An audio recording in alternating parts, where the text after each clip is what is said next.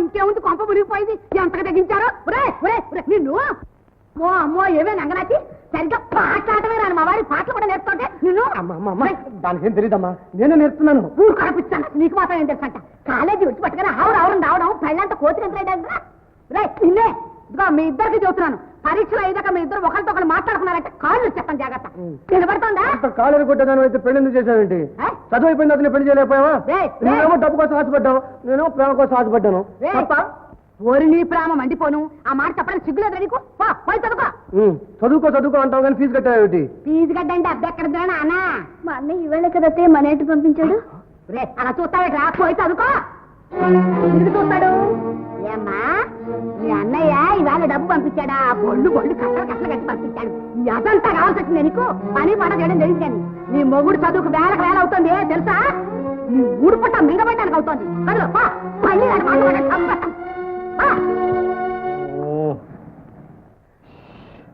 అబ్బా ఎంత పొగరు కాకపోతే ఊరికి రాదు లాంటి రాయుడు గారిని తోసేస్తాడా ఇంకా నయ్యం గుళ్ళో చుట్టకాల్సిందుకు ప్రజానీకం చంపేయాలి రామయ్య గారు దేవుడు కాబట్టి ఒగ్గేసినాడు అదే బాబు మీ హోదా చూసి ఒగ్గేసినాడు అదే లింగం గారు అయితే నా కాలు కీలు నాగేసి గుడిగంట కట్టికలు కాంచేసేవారు ఏటండి మిమ్మల్ని ఎందుకంటామండి అబ్బా ఉండండి ఇంత ఏడిపోతే తప్ప తగ్గుద్దేటి అంజే జమీందారులు ఐస్లాండ్ శరీరం అంత ఏడు పని చూద్దా రామయ్య గారు గుళ్ళో కర్ర తీసుకునేటప్పటికల్లా పిక్కబలం చూపించేసినారు ఇప్పుడేమో కాకులో వాలేసి పేమకపోతేస్తున్నారు పేమ లింగం గారు ఈ అవమానం భరిస్తూ ఇలా కుమిలిపోవాల్సిందేనా దెబ్బకు దెబ్బ తీయడమే దీనికి మందు ఏడు ప్రభుత్వం దెబ్బ తీసేది పారిపోయి వచ్చేసాడు సిగ్గునే ఆడిపోతే సరే ఆనకారు ఎదురుపడి దెబ్బతీయడం వెర్రివాళ్ల పని పైగా రామయ్య అంటే ఊరందరికీ అభిమానమే మళ్ళీ మనం దెబ్బతినొచ్చు ఓ పని చేద్దామండి ఏంటండి అది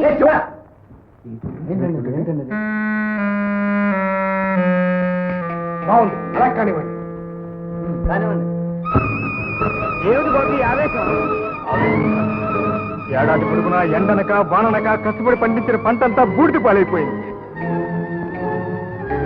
ఎవరు తీసుకుంటారు ఈ ఘోరం నాకు అర్థం కావడం లేదు మీ అన్నయ్య రాయుడు గారిని తోసి అవమానం చేశాను ఆయన గుండెల్లో మంట ఎలా చల్లారుతుందా అని ఇప్పుడు పంట కాలిపోయింది మీ చెల్లెలు పెళ్లి కోసం చేసిన అప్పు ఎలా తీరుస్తారా నా బాధ ఈ పని రాయుడే చేయించుంటారా రాయుడు గారు ఒక్కనాటికటువంటి పని చేయరు అప్పు తెచ్చుకుంటారు అంతే అంతే అంతే రావయ్యా నువ్వు ఇంత బాధపడుతున్నావు మీ అన్నయ్య ఏమైనా బాధపడుతున్నాడా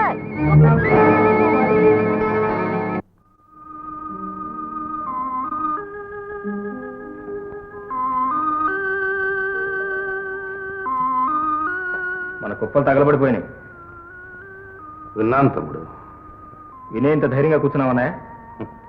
ధైర్యంగా కాదు, దైన్యంగా. కుప్పలు అంటుకున్న తర్వాత ఆరవని నాకు బాగా తెలుసు. అవును, రాయుడు గారి గుండెల్లో మంటల్లా. అంటే అసలే మనం అప్పుల్లో ఉన్నాం. దానికి తోడు నువ్వు రాయుడు గారితో కోరి విరోధాన్ని తెచ్చుకున్నావు. ఈ సంవత్సరం అంతా మనం ఎలా బ్రతుకుతాం? ఈ కష్టాల్లో మనం ఎవరు ఆదుకుంటాం? ఆ రామచంద్రమూర్తి ఆదుకుంటాడు. రామచంద్రమూర్తి మాట్లాడితే ఒక మంత్రం అయిపోయింది. నీకంత నమ్మకం ఉంటే అంటుకున్న కుప్పని ఆర్పలేపడే రామచంద్రమూర్తి. తమ్ముడు, ఏమిటా మాట? నువ్వేమన్నా అనదలుచుకుంటే నన్నను, అంతేగాని మన కులదైవం ఆ శ్రీరామచంద్రమూర్తిని ఏమన్నా అన్నావా? సరే వెళ్తాను. ఎందుకు వెళ్ళాం? ప్రతిసారి నాకేమీ తెలియదంటూనే నా నోరు మూయిస్తున్నా. చిన్ని పెళ్లి కూడా నాకు తెలియకుండా నువ్వే నిర్ణయం చేసి భూమి తనకా పెట్టి వచ్చిన 10,000 కట్న కింద వాళ్ళ ముఖాన్ని వచ్చావు. లాంఛనాలంటూ ఇల్లంతా ఊడ్చిపెట్టావు. నువ్వు చేసిన అప్పులన్నీ ఎవరు తీర్చాడు? నేను తీరుస్తాను. తీర్చు. ఎలా తీరుస్తావు? నేను చూస్తాను.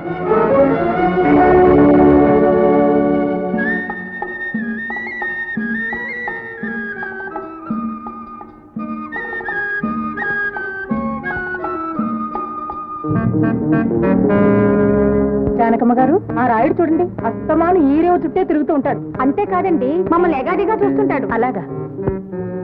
మీరు పదండి, వాడికి నేను బుద్ధి చెప్తాను.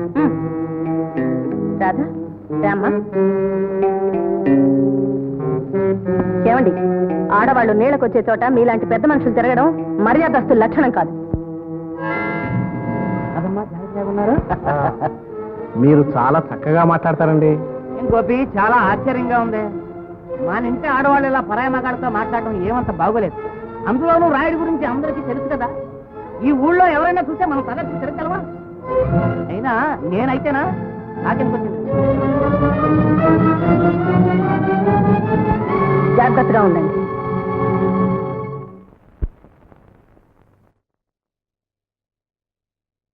ఎక్కడికి వెళ్ళారు? నీళ్ళకి వెళ్ళామండి.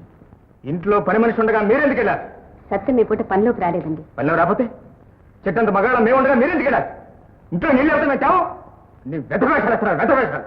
ఏమిటండి ఆ మాటలు? ధర్మయ్య! మళ్ళీ ఎదురు సమాధానం చెబుతున్నావా? నీకెంత ధైర్యం లేకపోతే నీళ్ల కోసమే ఏటికెళ్ళి ఆ రాయితో మాట్లాడాల్సిన అవసరం వచ్చింది. అది కాదండి గోపి, అంత కాని పనులు మేమేం చేశామయ్యా? ఇంకేం చేయాలి? ఇంటికి పెద్దల నువ్వు ఉండి కూడా ఇలాంటి పరువు తక్కువ పనులు చేస్తుంటే నన్ను చూస్తూ ఊరుకుంటావా? ఏమే మాట్లాడే? అది కాదండి.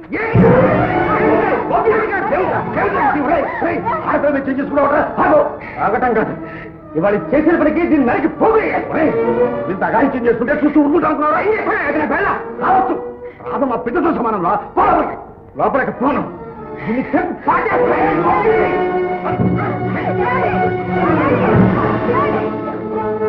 ఏమిటి నీ పెద్దరికం? ఎప్పటికప్పుడు నన్ను గడ్డిపూతలా చూస్తూ నా నోరు మోయిస్తున్నా. నా పిల్లల్ని మందరించుకునే అధికారం నాకు లేదు. దానికన్నా ముందు నన్ను అవమానిస్తావు. అంతూ తెలుస్తా. తమ్ముడు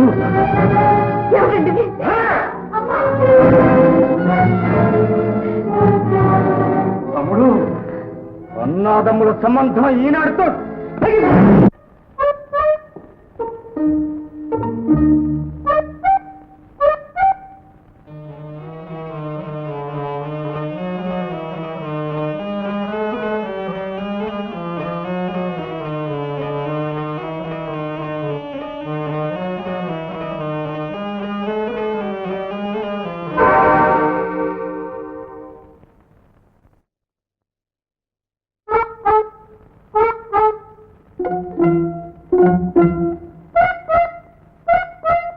చిన్ని చిన్ని నీకు వింత చూపిస్తాను.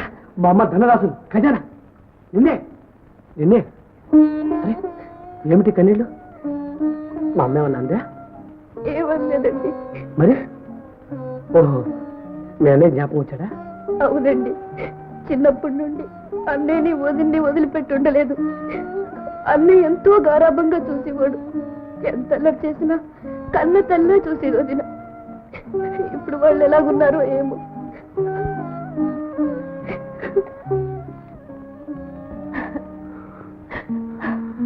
జానకి, భార్యను అవమానించి బాధించడం భావ్యం కాదన్నా. అది తప్ప. అన్నగా నాకు ఆ మాత్రం బాధ్యత లేదు. ఇంత మాత్రానికే తమ్ముడు నన్ను ఇంతగా శిక్షించాలా, చిత్రవధ చేయాలా చెప్పు? తరతరాలుగా కలిసి ఉంటున్న ఇల్లు ఇప్పుడు నా మూలంగా వేరుపడిపోయిందే. నేను చేసింది తప్ప జానకి? చెప్పు జానకి, నువ్వు చెప్పు. బాధపడకండి, వాటాలు రెండైనా ఇల్లు ఒకటేగా. ధైర్యంగా ఉండండి. ఇంకా ఎక్కడ ధైర్యంగా ఉండగలను జానకి? జీవితంలో మొదటిసారిగా పడిపోయాను జానకి, పడిపోయి. సముద్రానికి ఆటుపోట్లు ఉన్నట్టుగానే మానవుడు కూడా పట్టు విడిపు ఉండవలయను. ఆహాహా, ఎంత చక్కగా రాసుకున్నావయ్యా. నీ జన్మ ధన్యమైంది. అమృత గుండికి లాంటి మాటలు కదా.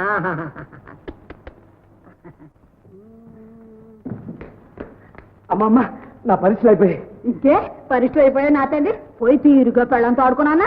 ఇక ఆడుకుపో. అలాగేనమ్మా. రే దద్దమ్మా, ఇట్లా పోయి ఆడుకోరంటే గెంతులు వేసుకుంటూ పెడుతున్నావా? రే మరి అంత పెళ్ళాం కొంగు చుతిరితే దానికి లోకు అయిపోతుందా? మరైతే దాన్ని నా చక్క పుచ్చుకుని తిరగమనే అమ్మా. నోర్ముయ్, దాన్ని కాస్త భయభక్తులు పెట్టాలంటే అంటి అంటున్నట్టు ఉండాలరా. అప్రయోజకుడా, నేను అప్రయోజకున్నా. అది తెలుస్తూనే ఉందిగా. నీ పెళ్ళి అయిన కొత్తలో 2 నెలలు నీ బావ బుడబడాలు డబ్బు పంపాడు. 3 నెలలు కాళ్ళు వేలేశాడు. ఇంకా ఎందుకు పంపిస్తాడు? ఇప్పటి వరకు ఒక్క ఉత్తరం కాసావా? ఒక్క మాట అడిగావా? ఇంకా ఎందుకమ్మా, సెలవులేగా. రే సెలవులు గెలవలు నాకు తెలియదురా. వాళ్ళు అలా పంపిస్తూనే ఉండాలి, నేను ఇలా పుచ్చుకుంటూనే ఉండాలి మనేటలు. రే తప్పు, నా కళ్ళు పోతాయిరా. లక్ష్యం వస్తుంటే వద్దని కొడతారా, చెంపలేసుకో. రే ఉత్తరం కాదు. నేను రాయనమ్మా. రాయో, నా నాన్న నువ్వు రాయొద్దురా. నువ్వు ఇంతటి ప్రయోజకుడు అని తెలిసే నిన్ననే రాయించి పడేశాను. స్టాంప్ అంటించకుండా రిజిస్టర్ ఉత్తరం లాగా టపిమని అంది తీరుతుంది వాళ్ళకి. 4వ రోజు వచ్చేస్తుంది మనీ ఆర్డర్. వెళ్ళు, నీ పని చూసుకో. రే అటెక్కడికి వెళ్ళమంటే పెళ్ళం కదురుకా. వెళ్ళు, మేడం ఇక్కడ చదువుకో. ఓ చూస్తున్నాలే, నేను మళ్ళీ వచ్చి చూస్తాను.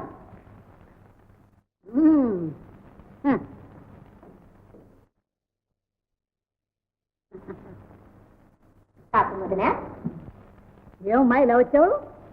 అమ్మాయిని అత్తారింటికి పంపిస్తున్నానమ్మా. ఆహా, శుభం, పంపించే. అది కాదు వదినా, ఇదిగో డబ్బు తీసుకొచ్చాను, ఆ నగిస్తే తీసుకెళ్దామని. అలాగే.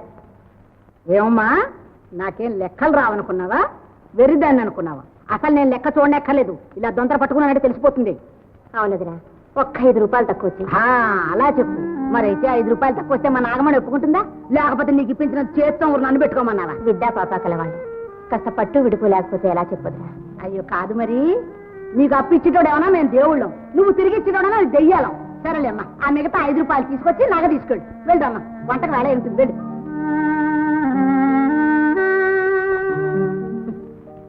అమ్మా తల్లి నాగమణి, ఇదిగో నీ పని మీదే ఉన్నా, వస్తున్నా అమ్మా, వస్తున్నా. అమ్మా అమ్మా అమ్మా, నీకు అప్పచెప్పేయాలి, వస్తున్నా వస్తున్నా. తల్లి వచ్చేసాను, నాగమణమ్మ తల్లి, తల్లి వచ్చేసాను. ఇదిగో